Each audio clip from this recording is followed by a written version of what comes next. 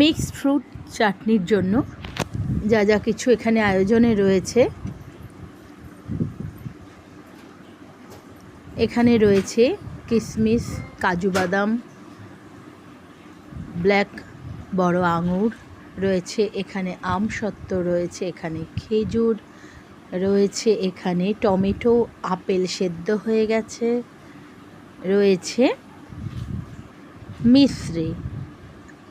আর গোপালের ভাজা নরকমের কমপ্লিট হয়ে গেছে।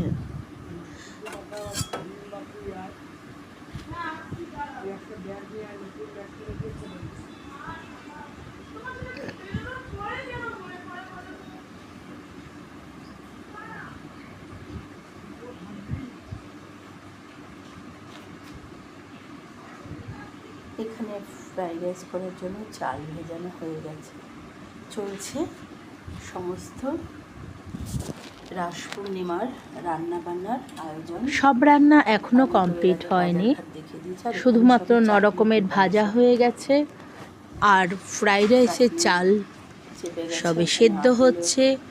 কাশ্মীরি পনির আলুর দম তৈরি হচ্ছে, অবশ্যই দেখাবো।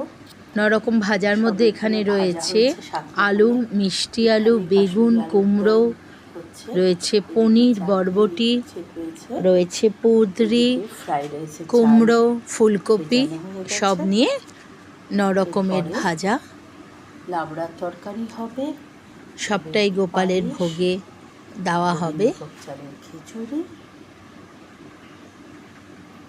মিষ্টি, ফলমূল আর নাড়ু, নানান রকমের নোয়া, সেসব থাকবে।